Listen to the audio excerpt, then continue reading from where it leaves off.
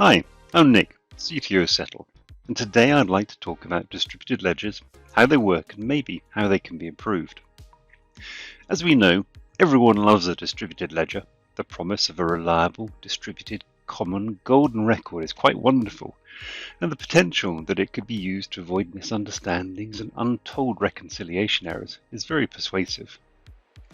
In the common understanding, the blockchain accepts transactions from the participants and, after rigorous checking, updates a unified ledger that is accessible to everyone. Now, whilst this is true, it's not the whole story. The thing that all users like more than a blockchain is their own blockchain node in order to have their own copy of the ledger, and it's fortunate that most DLTs support this.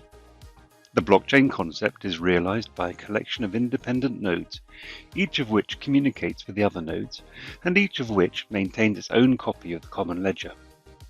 This configuration is what puts a D into DLT, but once again, it is not the whole story.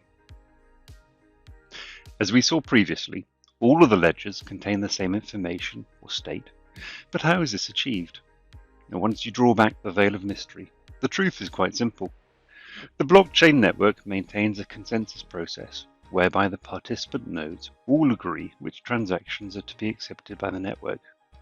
Once agreement is reached, each node applies each transaction to its ledger, and because these transactions are deterministic, each node will, for a given block height, have a ledger that is identical to all of the others. It's a great solution, but there are some problems. As it turns out, the blockchain's greatest strength is also its greatest weakness.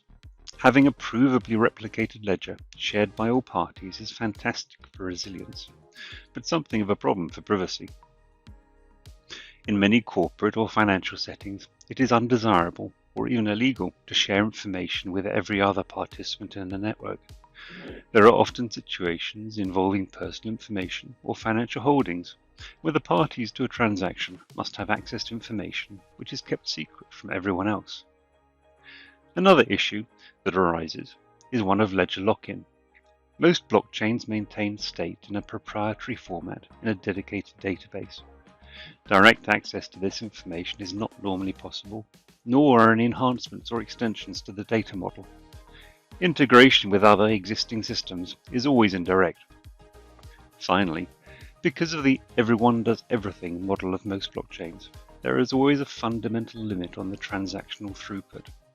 Often, the immutable object model of blockchain state means that groups of transactions cannot be run concurrently, further intensifying the performance bottlenecks. Fortunately, there is another way. Here at SETL, with our Ledger Swarm technology, we have engineered a unique distributed consensus model. We have taken the strengths of the blockchain approach and have separated them from the ledger maintenance tasks that many institutions already have established systems for. By refining the consensus process so that only the interested parties to any transaction are involved in approving or persisting it, we have removed all issues of privacy, and by designing Ledger Swarm with distributed, cloud-native principles from day one, we have engineered a solution that can be scaled almost indefinitely. Thank you for watching, and if you're interested in learning more, please go to the Ledger Swarm website at ledgerswarm.io.